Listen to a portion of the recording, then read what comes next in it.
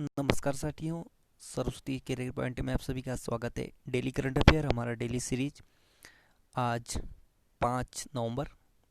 चलिए शुरू करते हैं आज का करंट अफेयर। उससे पहले अपने दोस्तों को शेयर करिएगा और वीडियो को लाइक करिएगा, ठीक है।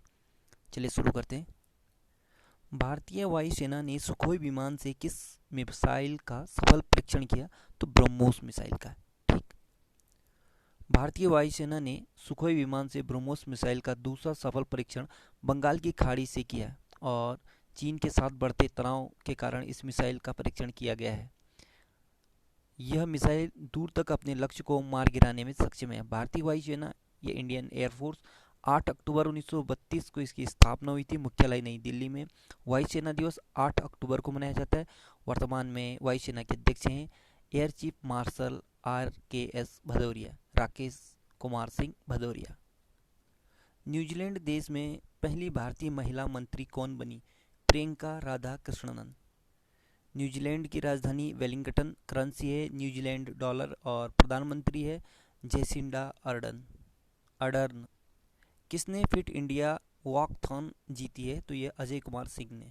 फिट इंडिया वॉकथॉन का उद्देश्य भारत में फिट और स्वस्थ जीवन शैली के बारे में जागरूक पैदा करना है। ITBP के कमांडेंट अजय कुमार सिंह ने फिट इंडिया वॉकथॉन में 43 घंटे और 31 मिनट के वॉकथॉन को पूरा करके यह उपलब्धि हासिल की है। नासा और किस अंतरिक्ष एजेंसी द्वारा विकसित किए जा रहे सिंथेटिक अपर्चर रडार सैटेलाइट को साल 2022 में लॉन्च किया जाएगा? तो इसरो। दुनिया की पहली ऐसी रडार इमेजिंग सैटेलाइट होगी और पूरी दुनिया को पृथ्वी की प्राकृतिक संरचनाओं को समझाने, प्राकृतिक आपदाओं का पता लगाने में मदद करेगी, जिस जिससे समय पर किसी भी आपदा से बचने के लिए हर संभव प्रयास किया जा सकेगा। इसरो भारत की स्पेस एजेंसी है। इस इसरो का फुल फॉर्म है इंडियन स्पेस रिसर्च ऑर्गेनाइजेशन। भारतीय अंतरिक्ष अनुसंधान संगठन इसे हिंदी में कहते हैं। मुख्यालय बेंगलुरु कर्नाटक में है। स्थापना 15 अगस्त 1969 को हुआ था। संस्थापक विक्रम साराभाई थे और अध्यक्ष के शिवन है। पत्रकारों के खिलाफ अपराधों के लिए दंड मुक्त समाप्त करने के लिए अंतर्राष्ट्रीय दिवस कब मनाया गया? तो ये 2 नवंबर को। इस दिवस को मनाने का उद्देश्य सदस्य राष्ट्रों को पत्रकारों के विरुद्ध किए जा रहे अपराध को रोकने के प्रति जागरूक करना और कानून बनाने के लिए प्रेरित करना है। इस दिवस को मनाने की घोषणा संयुक्त राष्ट्र महासभा ने की थी। कौन सा देश कोरोना से रिकवरी में शीर्ष पर रहा? तो ये देश है भारत। कोरोना वायरस चीन के वुहान से फैला है और चीन के वुहान शहर से फैले कोरोना वायरस से होने वाली बीमारियों को कोविड-19 नाम दिया गया है और वैज्ञानिकों ने कोरोना वायरस को सार्स कोव 2 का नाम दिया है। किसने MMA चैंपियनशिप 2020 का खिताब जीता है? तो रितु फोगाट ने। मिश्रित martial art fighter Ritu Phogat ने सिंगापुर में अपना लगातार तीसरा MMA चैंपियनशिप 2020 का खिताब जीता है। महिला IPL 2020 संस्करण का प्रायोजक किस कंपनी को मिला है? तो जियो कंपनी को। भारत की दूरसंचार कंपनी और रिलायंस कंपनी का हिस्सा है। इसकी स्थापना यानी जियो की स्थापना 2007 में हुआ था और संस्थापक हैं मुकेश अंबानी।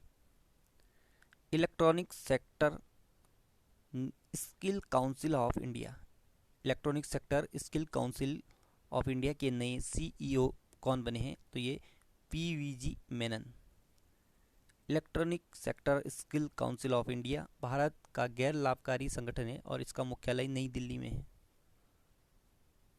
1 नवंबर को किस राज्य का स्थापना दिवस मनाया गया? तो ये उपरोक्त सभी पंजाब, आंध्र प्रदेश, कर्नाटक, हरियाणा, छत्तीसगढ़, मध्य प्रदेश और केरल का। अब देखें, पंजाब 1 नवंबर 1966, आंध्र प्रदेश 1 नवंबर 1956, कर्नाटक 1 नवंबर 1956, हरियाणा 1 नवंबर 1966, छत्तीसगढ़ 1 नवंबर 2000, मध्य प्रदेश 1 नवंबर 1956 और केरल 1 नवंबर 1956। किसने वनडे क्रिकेट ODI में सबसे ज़्यादा मैच में अंपायरिंग करने का रिकॉर्ड बनाया है? तो ये अलीम डार पाकिस्तान देश के रहने वाले हैं, ये अंपायर है, ठीक। अफगानिस्तान क्रिकेट बोर्ड के नए मुख्य कार्यकारी अधिकारी या सीईओ कौन बने हैं? तो ये रहमतुल्लाह कुरैशी। रहमतुल्लाह कुरैशी। रहमतुल्लाह कुरैशी लुत्फुल्लाह लुत्फुल्लाह स्टेनिकजई की जगह लेंगे। ये थोड़ा सा अजीबोगरीब नाम होता है, पर आप इसको क्लीन कर लेना।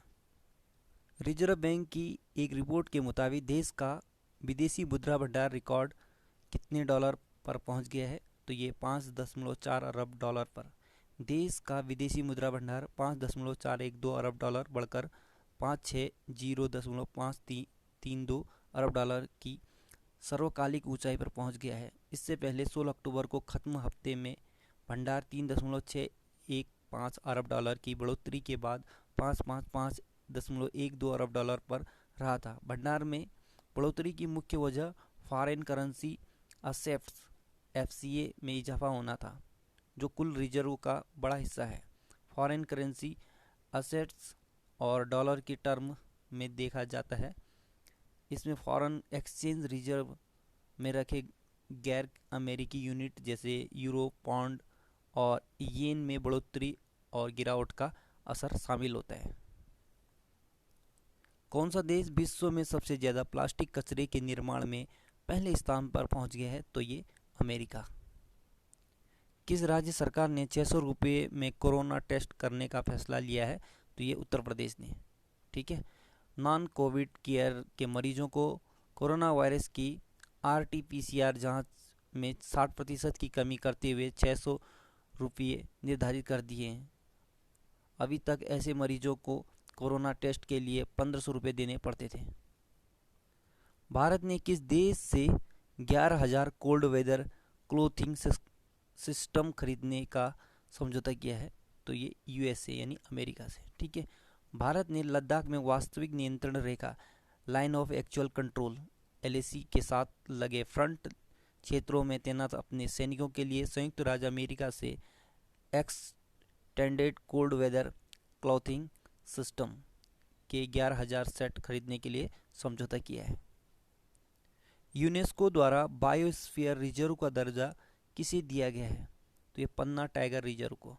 मध्य प्रदेश के पन्ना टाइगर रिजर्व को यूनेस्को की world network of biosphere reserve सूची में शामिल किया गया है। यह भारत का 12वां और मध्य प्रदेश का पंचमढ़ी और अमरकंटक के बाद तीसरा बायोस्फीयर रिजर्व जैव आरक्षित क्षेत्र है, जिसे world network of biosphere reserve में शामिल किया गया है। वर्तमान में पन्ना टाइगर रिजर्व में 54 बाघों का घर है।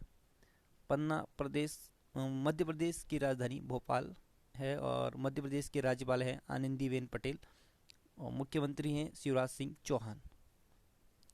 किस राज्य सरकार ने पटाखों की बिक्री एवं आतिशबाजी पर रोक लगा दी है? तो राजस्थान की सरकार ने। राजस्थान के मुख्यमंत्री अशोक गहलोत ने कोरोना संक्रमण को फैलने से रोकने और कोविड-19 की परेशानी के मद्देनजर दीपावली पर पटाखे की बिक्री पर आतिशबाजी पर रोक लगा दी है। ठीक। मुख्यमंत्री अशोक गहलोत ने अधिकारियों को बिना फिटनेस के धुआं उगलने वाले वाहनों पर सख्त कार्रवाई के निर्देश भी दिए हैं। राज्यपाल कलराज मिश्र हैं, राजधानी जयपुर। मुख्यमंत्री अशोक गहलोत। कौन से अंपायर सबसे ज़्यादा वनडे मैच 210 में अंपायरिंग करने वाले विश्व के पहले व्यक्ति बन गए? तो ये अलीम डार। हम आगे पढ़ चुके हैं, अभी थोड़ा डिस्क्रिप्शन से। अलीम डार रविवार को रूडी कर्जन को पीछे छोड़ वनडे में सबसे ज़्यादा मैचों में अंपायरिंग करने वाले अंपायर बन गए हैं। उन्होंने रावलपिंडी क्रिकेट स्टेडियम में पाकिस्तान और जिम्बाब्वे के बीच खेले जा रहे मैच में यह मुकाम हासिल किया है। यह अलीम डार का बतौर अंपायर 210वां वनडे था। केंद्र सरकार ने सैनिक स्कूलों में ओबीसी को कितने प्रतिशत आरक्षण देने की घोषणा की है? तो 27%। सैनिक स्कूलों में भी ओबीसी वर्ग के स्टूडेंट को 27% आरक्षण का लाभ मिलेगा। शैक्षणिक सत्र 2021-22 से इसे लागू किया जा रहा है। सैनिक स्कूलों में 67% सीटें उस राज्य या केंद्र शासित प्रदेश के स्टूडेंट के लिए आरक्षित होती है जहां वह स्कूल स्थित होता है। शेष 33% पर अन्य राज्यों या केंद्र शासित प्रदेशों के स्टूडेंट का एडमिशन होता है। इसके लिए 2 लिस्ट तैयार होती हैं, ए और बी। अब हर लिस्ट में 15% सीटें अनुसूचित जाति के लिए, 7.5% अनुसूचित जनजाति के लिए और 27% सीटें ओबीसी वर्ग यानी नॉन क्रीमी लेयर के लिए आरक्षित रहेगी। रक्षा सचिव अजय कुमार द्वारा ये घोषणा किया है। चौधरी चरण सिंह अंतर्राष्ट्रीय हवाई अड्डा को कितने वर्ष के लिए अडानी ग्रुप संभालेगा? तो 50 वर्ष के लिए। 34 साल पुराना राजधानी लखनऊ का चौधरी चरण सिंह अंतर्राष्ट्रीय एयरपोर्ट हवाई अड्डा आज रात 12 बजे से अगले 50 सालों के लिए अडानी ग्रुप संभालेगा। इसमें यात्रियों की सुविधाओं के साथ कॉमर्शियल गतिविधियां भी शामिल हैं।